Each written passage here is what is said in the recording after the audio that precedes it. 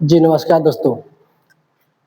जैसा कि आप सभी को पता ही होगा कि मैंने फिलहाल आज के ही दिन पेरेंट्स मीटिंग बुलाया था, जिसमें बहुत सारे गार्जियन का रिप्लाई था कि सर बच्चे को आप गाइड कीजिए कि किस तरह से उसको पढ़ना है ताकि वो मन से पढ़े सर। क्योंकि जीवन में गुरु एक ऐसा इंसान होता है जो कि बच्चे को अंधकार से प्रकाश की ओर ले जाने की कोशिश करता है और कर भी देता है। और दूसरी बातें मैं आपको सूचना दे देता हूँ कि देखिए, मैं एक शिक्षक हूँ, मेरा कर्तव्य है कि आपको जागरूक करना। अगर जिन किसी को लगता है कि भैया ये गलत बातें है, नहीं बहुत सारे कुछ आप नेगेटिव सोचते हैं, आप सोचते रहिए, कोई दिक्कत नहीं है। आपको सोचने या ना सोचने से मुझे कोई फर्क भी नहीं पड़ता, मेरा काम है करना। लेकिन हाँ, आप वही इंसान हमारे बारे में कमियां भी निकालती है, मतलब कुछ नेगेटिव अफवाहें करती है, जिसको अभी अपनी की कुछ ओहदा नहीं है, ना ही अपने बल पर कुछ किया है, या तो सिर्फ कहिए अपने वो बच्चे अभी लगभग समझो कि ना के बराबर कुछ अपने जीवन में हासिल कर पाया है, वही बच्चे कहते भी है कोई दिक्कत नहीं, हमें उससे कोई फर्क नहीं पड़ता। जैसे कहावत नहीं है, हाथी चले बाजार कुत्ता भूखे हजार, वही हाल आप लोग की है। कुछ ऐसे इंसान हैं जो कि कमियां पे कमियां निकालने में लगे रहते हैं। अरे भाई निकालो ना, क्या फर्क पड़ता है, उससे हमें कोई दिक्कत नहीं है। चलिए अब आइए, पेरेंट्स ने जब मैं मीटिंग अटेंड कर रहा था तो बहुत सारे पेरेंट्स का रिप्लाई जो था उसको मैं जवाब देने के लिए अभी मैं एक छोटा सा वीडियो आपके लिए ला रहा हूँ। कोई दिक्कत है, आप अगर आप पढ़ने वाले बच्चे हैं तो आप ध्यान से सुनिएगा, ठीक है।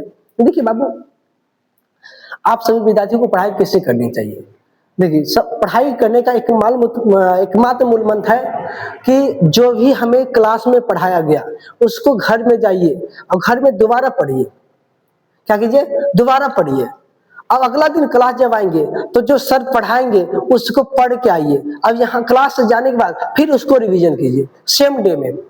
तो उससे क्या होता है कि आपका दिमाग ना ज्यादा एक्टिव रहता है और उसी को ज्यादा कैप्चर कर सकता है, और कैप्चर करता है तो भैया आप धीरे धीरे धीरे कहीं ना कहीं आप आगे बढ़ते जाते हैं। इसलिए हम आपसे कहना चाह रहा हूं कि आप कोई भी सब्जेक्ट पढ़िए, बार बार पढ़िए, अलग अलग पढ़ने की कोई आवश्यकता नहीं है, ठीक है। हाँ, और जो भी पढ़िए मन से पढ़िए, वो टाइम पास का नहीं। लेकिन आप लोग क्या करते हैं, आज थोड़ा देर एक किताब पढ़ लिए, कल थोड़ा देर वो किताब पढ़ लिए। अरे भैया वैसे करके कभी भी पढ़िए, आप एक टॉपिक पढ़िए, उसको क्लियर कीजिए। उसके बाद बाबू आपके अंदर एक लक्ष्य होना चाहिए कि मैं इस टॉपिक पढ़ रहा हूं तो इससे जितने भी सारे ऑब्जेक्टिव्स बनने वाले हैं लगभग सभी का मेरा कंप्लीट होना चाहिए। अगर आप वैसे नहीं करते हैं तो दिक्कत आएगी। आपके पास जितने भी सब्जेक्ट्स हैं सबको कंसेप्चुअली पढ़िए, रट के मत पढ़िए। अगर रट के पढ़ते हैं तो आज आपके पास है, कल वो भूल जाइएगा, तो फिर दिक्कत आपको होगी। इसलिए आपको ऐसा नहीं करना है, आपको मन से पढ़नी है। और देखिए बाबू, मैंने आज के बाद एक नियम भी अप्लाई कर दिया हूं अपने संस्थान में कि सभी पेरेंट्स अपने बच्चे का कॉपी प्रतिदिन चेक करेंगे कि सर ने क्या वर्क दिया नहीं दिया। आप भी कोशिश कीजिएगा, अपने माता पिता को कहिएगा कि आप मेरा कॉपी चेक कीजिए प्रतिदिन। जिससे क्या होगा, आपके माता पिता चेक करेंगे, आपके अंदर कुछ कमियां रहेगी, आपकी लिखावट में कमियां रहेगी या तो कहीं दिक्कत है तो आपकी गार्जियन पकड़ेंगे और वो चीज को फिर आपके गार्जियन आपको बताएंगे, देखो तुम्हारा यहाँ दिक्कत है, इसको सुधारो। तो आप धीरे धीरे आप पूरी सुधार कर लीजिएगा, फिर आपको कोई दिक्कत ही नहीं। सोचिए बाबू कि जितने भी नौकरी के पेपर्स होते हैं सभी पेपर्स लगभग 5 क्लास से लेकर 10 क्लास तक के सिलेबसों से आती है। जब आप हाई लेवल में जाते तो उससे आगे बढ़ती है, लेकिन नॉर्मली बात करें जितने भी मैट्रिक लेवल हो पेपर्स है सभी करीब करीब इतना ही क्वेश्चन पूछते हैं। उसके बाद भी अगर आज बच्चे का सिलेक्शन नहीं हो पा रही है, कहीं ना कहीं उसका जड़ वीक है, तब जाके ऐसा मामला बन रही है। इसलिए आपको ऐसा नहीं करना है, आपको मन से पढ़नी है। जो भी सब्जेक्ट पढ़िए मन से पढ़िए, ठीक है भाई। और कोई दिक्कत रहे हमें कमेंट करें, हम उसकी रिप्लाई करेंगे। लेकिन दूसरी बातें मैं कह देता हूं, जो नियम मैं अपने इंस्टीट्यूट में ला रहा हूं वो नियम आप कहीं भी पढ़ते हैं या तो आप कोई टीचर है तो आपके लिए भी वीडियो है। आप अपने संस्थान में ये नियम लागू कीजिए। आप पेरेंट्स मीटिंग बुलाइए। आज तक कोई कोचिंग संस्थान वाले पेरेंट्स मीटिंग नहीं बुलाते हैं। सभी टीचर क्या करते हैं, बच्चे को इन करवाते हैं क्लास में, मेरे क्लास के बच्चे पीछे में क्या कर रहा है नहीं कर रहा, कुछ मतलब नहीं उस टीचर को।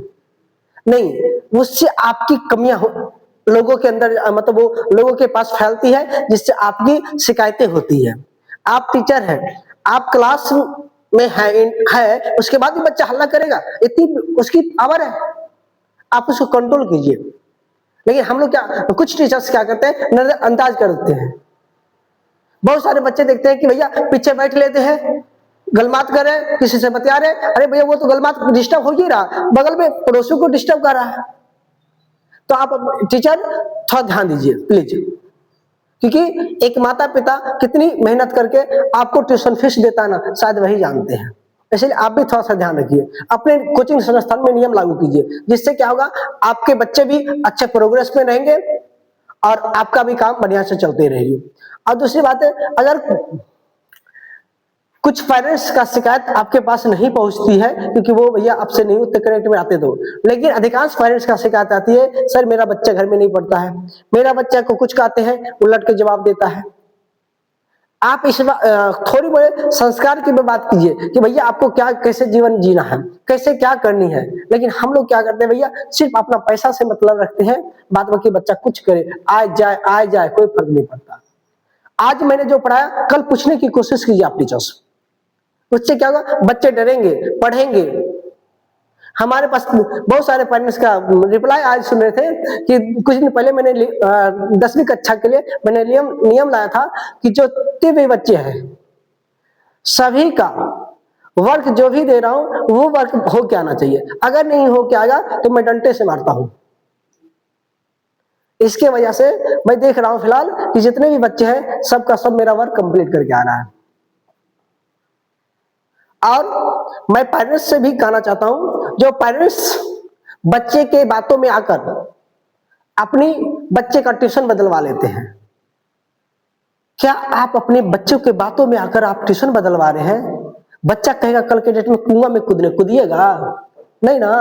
तो आप इस बात को सोचिए कि मेरा बच्चा अगर कहीं कह रहा है कि नहीं हम यहाँ नहीं अदर ट्यूशन ज्वाइन करेंगे, तो आपको सोचने वाली बात जरूर है। आपको एक बार सर से बात करनी चाहिए कि क्यों ऐसा, क्या कुछ मैटर्स है, हो सकता है आपके बच्चे गलत राह पे जाते होंगे। देखिए, कुछ लोगों को लगेगा कि हम किसी की शिकायत वगैरह नहीं, मैं किसी का शिकायत नहीं करता, मैं साफ सुथरा उत्तर कहता हूं कि भैया अगर मेरे अंदर गुण होगा, मेरे अंदर प्रतिभा होगी पढ़ाने का, अच्छा शैली होगा पढ़ाने का, तो मेरे पास बच्चे दौड़ कर आएंगे। अगर मेरे पास प्रतिभा नहीं होगी शैली पढ़ाने का, तो मेरे पास बच्चे आकर भी चले जाएंगे। लेकिन आपके बच्चे क्या करते हैं, आप अपने बच्चे के साथ थोड़ा ध्यान दें, क्योंकि मैं एक शिक्षक हूं, तो मैं जब रोड में चलता हूं तो सिर्फ मेरी आंखें सीधी नहीं रहती है, कहीं ना कहीं आस पड़ोस में भी मैं देखता हूं कि अगर बच्चे वहां से क्रॉस कर रहे हैं, किस तरह से क्रॉस कर रहे हैं, क्या उसके अंदर कैसा शब्द था, वो साइकिल चला रहा है तो किस तरह से। आपको बता दूं कि अधिकांश बच्चे दूर डिस्टेंस वाला कोचिंग इसलिए ज्वाइन करता है कि कम से कम साइकिल चलाएंगे और हम छोड़ के चलाएंगे और करके जाएंगे। अब बताइए, अगर आपका बच्चा गलती से कभी एक्सीडेंट करेगा तो क्या आपका उस बच्चा का हाथ पैर ठीक रहेगा? लेकिन आप सोच रहे हैं, बच्चे को बातों में आकर जो मन होता है वो कहते हैं। लेकिन फिलहाल आपको सोचने की आवश्यकता है, क्योंकि आप उसके माता पिता हैं। आप नहीं सोचेगा तो कौन सोचेगा? गांव वाला सोचेगा। गांव वाला तो सोचता है कि भैया कभी खत्म हो, कभी पैर हाथ टूटे, कब डूबे, कब मरे। तो आपको ध्यान देने की आवश्यकता है। अगर आप ध्यान नहीं दीजिएगा तो आपके गांव वाले ध्यान देने नहीं आएंगे।